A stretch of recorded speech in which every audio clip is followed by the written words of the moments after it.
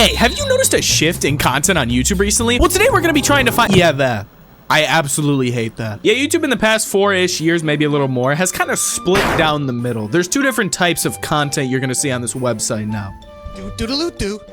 You have genuinity, which is apparently not a word, but I'm gonna use it anyway, versus being algorithmic. You have people who use YouTube as means to express themselves or talk about stuff that they truly care about, and then you have people who use YouTube to make the most amount of money, get the most amount of views by any means necessary. They don't give a fuck. I personally fucking hate being all proper and shit. It goes against everything that I wanted my channel to be in the first place. You see, recently, I kind of found that I lacked that spark, that real, like, want to chase after making, like, each and every single video and growing and growing. And it was only after talking with one of my friends that I realized that the big reason that that's happening is probably because I've kind of lost the vision for my own channel, you know? I've been trying to make good videos by someone else's definition. Like, videos on topics that I personally really care about almost always tended to do the best. Yet over time, I kind of realized I was conforming to some stupid fucking mold. And I realized these aren't the type of videos I even want to be making in the first place. Like, the first 20 to 30 seconds has to be engaging and have a hook. Put a lot of stuff on screen. You can't go X amount of time without having something change or pop up on the screen because the overstimulated children are gonna...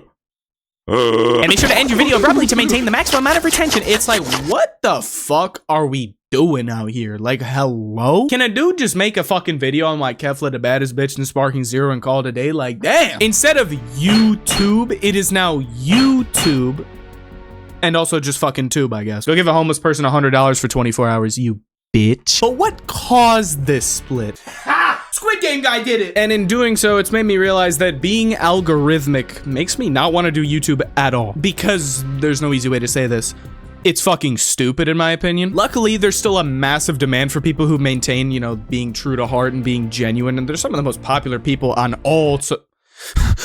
There's some of the most popular people on all forms of social media. You already know who these people are, bro. Like, come on now. The problem is that even if you're like me and prefer this sort of genuine style of content over this I'm not saying algorithmic again. The problem is even if you're like me and prefer more genuine, like heart-to-heart kind of content over this more like stimulating fake stuff. Yeah, the reign of terror with this tsunami of trash, I should probably remain unbiased, has definitely come with some consequences. Like, for example, this is more of a feeling than a fact, but I feel like it's impossible to just upload gameplay videos without some sort of like commentary tacked on and some sort of story element to your video with like a resolution and stuff. It's like the bar for what's considered like a good video has sort of been raised, which sounds like a good thing, but in reality, it's been not really raised. It's more of just like, oh shit! Like, you'll still find many YouTubers out there uploading gameplay and stuff, but have you really seen a new YouTuber come and just rise really quickly with just gameplay videos? Because I sure as shit haven't. Which kind of sucks, because that's what I was planning on doing. If I haven't illustrated my point well enough, this is me speaking to you right now. There's no script, this is me talking to you. But the second that I hit this light switch right here, I'm gonna stick to reading this script over here, and we're gonna jump straight into this gameplay video. Now, if you notice, there's a ton of shit popping up on the screen with a shit ton of sound effects. It's like a Johnny Test episode with how many whips are going on. You notice how your eyes are naturally drawn to the stuff that's moving? Yeah, this makes me want to fucking...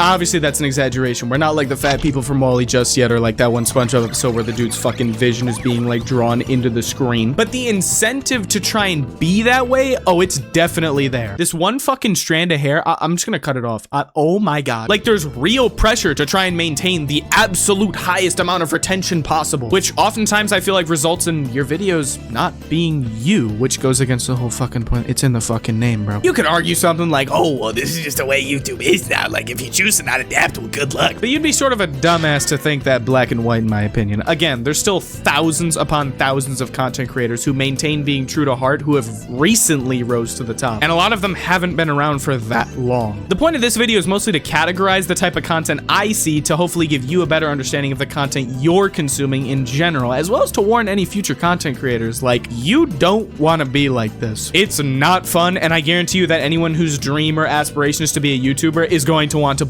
their fucking brains out after 300 thumbnails that look like that bitch, get critical, dance moves, because it's not who you are. No one's actually like this. Perhaps it's also what drives them to make some questionable decisions.